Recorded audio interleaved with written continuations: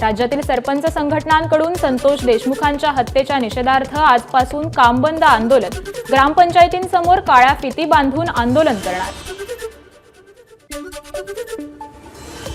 बीडमध्ये कायदा सुव्यवस्था राहिली नाहीये म्हणून मुख्यमंत्री फडणवीसांनी बीडचं पालकमंत्रीपद घ्यावं, सुरेश धस यांची मागणी। पालकमंत्री कोणाला घ्यावं हा महायुतीचा प्रश्न, पण बीड जिल्ह्यात अजितदादांनी पालकमंत्रीपद घ्यावं, किमान त्यांचे सोंगाडी काय करतात हे पाहण्यासाठी तरी खासदार बजरंग सोनावणेंचा टोला।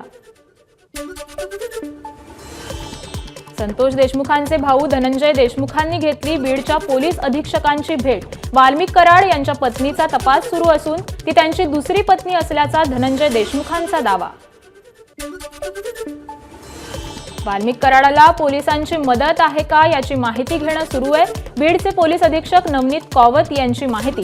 तर शस्त्र परवान्यांची तपासणी सुरू असून गरज नसलेली शस्त्र परवाने रद्द करणार, कौवत यांचा इशारा।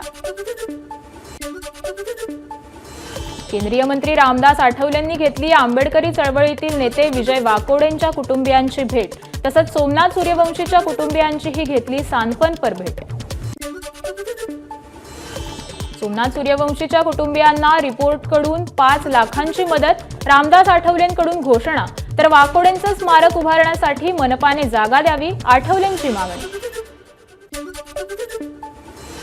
पंतप्रधान आवास योजनेअंतर्गत किमान 13 लाख घरकुलांना मंजुरी देण्यात येणार। त्याचबरोबर या आवास योजनेतील प्रत्येक घर ही सौर ऊर्जेवर करण्यात यावी, मुख्यमंत्री फडणवीसांच्या सूचना।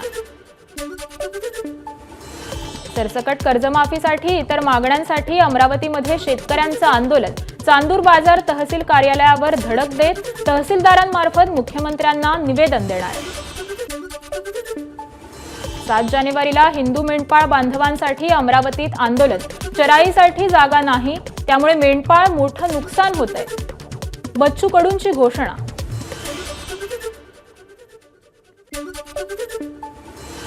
म्हसाजोगचे सरपंच संतोष देशमुखांची हत्या करणाऱ्या आरोपींना तात्काळ शिक्षा करा, या मागणीसाठी सिंदखेड राजा इथं मराठा बांधवांकडून मोर्चा। धाराशिवमध्ये आमदार कैलास पाटलांनी कुटुंबियांसमवेत साजरी केली वेळा अमावस्या, वनभोजनाचा आनंदही घेतला। धाराशिवच्या भोयर चिंचोली गावात विकास गायकवाडांच्या कुटुंबियांच्या वतीनं महापुरुषाच्या प्रतिमेस अभिवादन करून वेळ अमावस्या साजरी। शेतात मांडलेल्या वेळ अमावस्येच्या पूजेला महापुरुषांचे फोटो ठेवण्यात आले। लातूरमध्ये वेळ अमावस्येचा सण उत्साहात साजरा। शेत शिवारात गावकऱ्यांची गर्दी, शेतातील बाजारपेठ आणि रस्ते पडले ओस। तुळजाभवानीच्या मंचकी निद्रेला आजपासून प्रारंभ, पूजेच्या वेळेतही बदल, मंदिरही लवकर बंद होणार। नांदेड मेळगाव यात्रेला उत्साहात सुरुवात। ग्रामीण संस्कृतीचं दर्शन घडवणाऱ्या यात्रेत शेकडो विक्रेते दाखल। बळीराजाला लागणाऱ्या साहित्याच्या दुकानांनी मेळगाव बाजारपेठ गजबजली। जेजुरीच्या खंडोबाची सोमवती यात्रा संपन्न। लाखो भाविकांच्या उपस्थितीत खंडेरायाचं कऱ्हास्नान पार पडलं। ड्रोन कॅमेराद्वारे टिपलेली कऱ्हास्नानाची ही खास दृश्य। रोजगार हमी आणि फलोत्पादन मंत्री भरत गोगावलेंनी शनी शिंगणापूरमध्ये घेतलं देवाचं दर्शन। गोगावलेंकडून शनी देवाला तैलाभिषेक। बदलत्या हवामानाचा रायगडमधील मत्स्य उत्पादनावर परिणाम। बाजारात 200 किलोनं मिळणारी मासळी 400 रुपयांवर। आवक कमी झाल्यानं मासे महागले।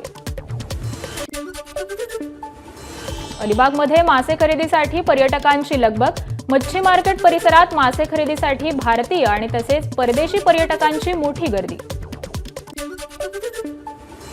सिंधुदुर्गातील फोंडा घाट खड्डेमय, रस्त्याची दुरावस्था झाल्याने पर्यटन, स्थानिक नागरिक तसंच व्यापारी हैराण झाले। विदर्भात होणार स्ट्रॉबेरीचं उत्पादन। अकोल्यातील पंजाबराव कृषी विद्यापीठाचं मोठं संशोधन। अकोट, तेल्हेरा आणि पातूरमध्ये स्ट्रॉबेरीचं उत्पादन घेतलं जाऊ शकतं, विद्यापीठाचा दावा।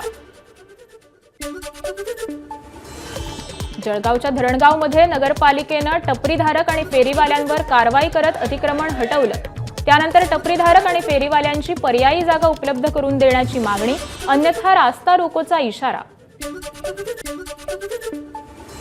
यवतमाळमध्ये जिल्हा पुरवठा अधिकाऱ्यांच्या कक्षात तरुणाचा विष प्राशन करून आत्महत्येचा प्रयत्न. हमालीचा कंत्राट रद्द केल्यानं कंत्राटदाराच्या मुलाकडून आत्महत्येचा प्रयत्न. लातूरमधील वलांडेतील बसस्थानक परिसरात दुकानाला भीषण आग. 5 ते 6 दुकानं जळून खाक. वेळ अमावस्या असल्यानं दुकानात पूजा करून व्यापारी शेताकडे गेल्यानंतर आग लागली. रायगडच्या मुरुड तालुक्यातील कोलई इथं बोटीत 22 वर्षीय तरुणावर अत्याचार. आमदार महेंद्र दळवींच्या पत्नी मानसी दळवींचं रेवदंडा पोलिसांना निवेदन. आरोपीला कठोर शिक्षा करण्याची ही मागणी.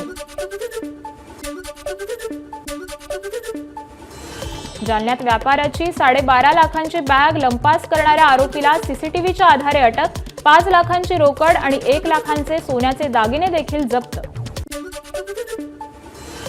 रेवदंडा समुद्रकिनारी वाळूत कार रुतली. अडकलेल्या कारला बाहेर काढण्यासाठी बैलगाडीचा वापर.